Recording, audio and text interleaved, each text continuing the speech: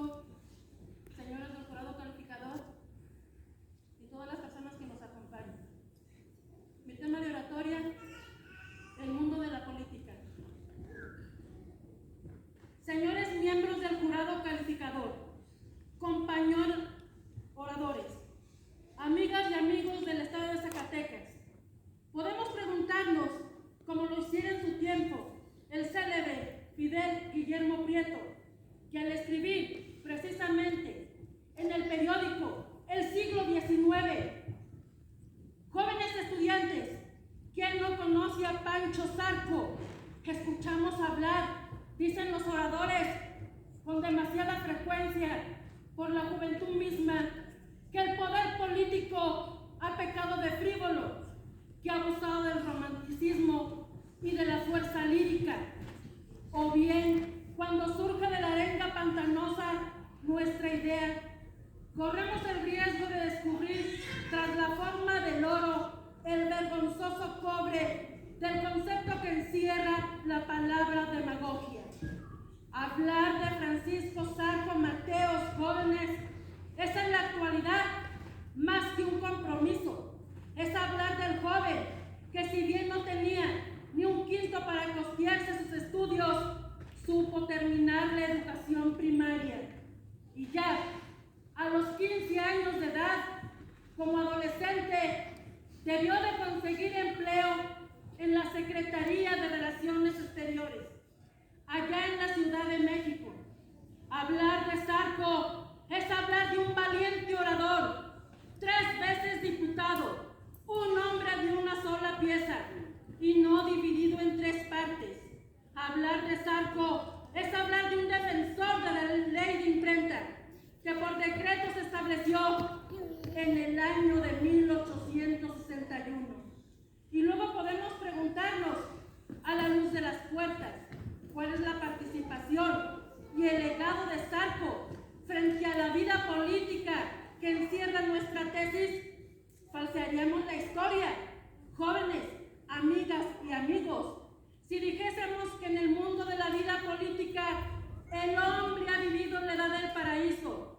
México, señoras y señores, México no ha sido la excepción. El México de hoy está mal dividido todavía.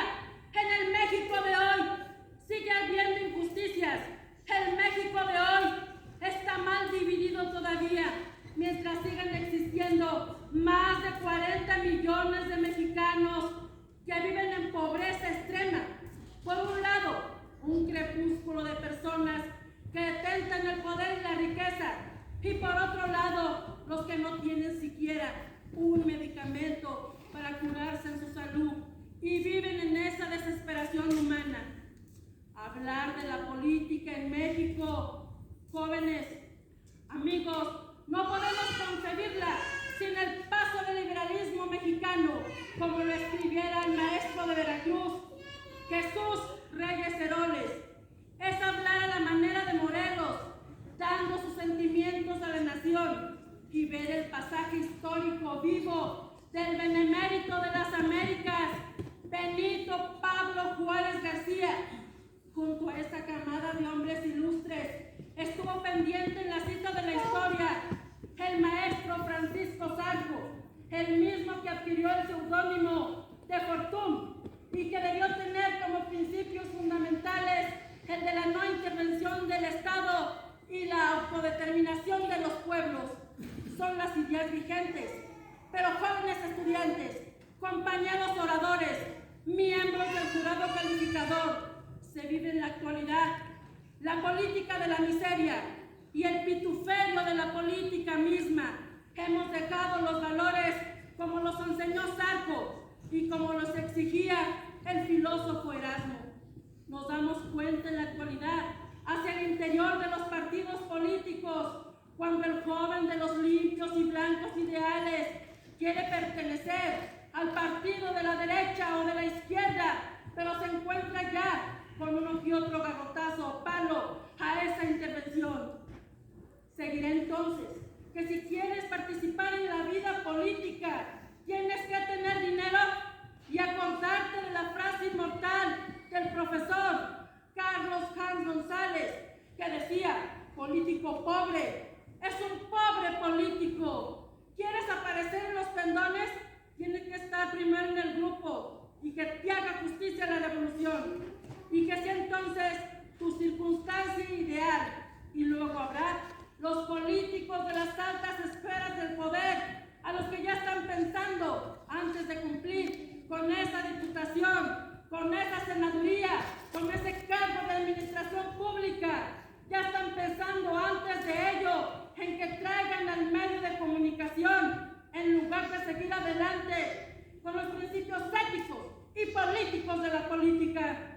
Luego entonces, el pensamiento de la reflexión de Zarco. ¿Cómo podemos imaginarnos esa activa participación en la época actual y en la época en que vivimos?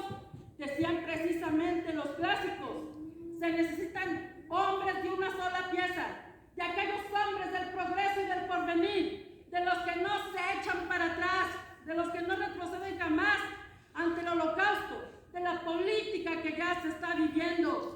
Señoras y señores, no queremos ya más intervención de los medios de comunicación, que tras el debate de la presidencia de la República ya están fijando la balanza hacia la derecha o hacia la izquierda. No queremos ya más leyes Televisa, que solamente están dando la ganancia a los consorcios que detentan el poder y la riqueza en este gran país.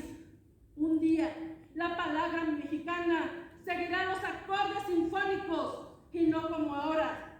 Un día será orgullo nuestro los acordes sinfónicos vistos en la música de Manuel M. Ponce. Y todos saldremos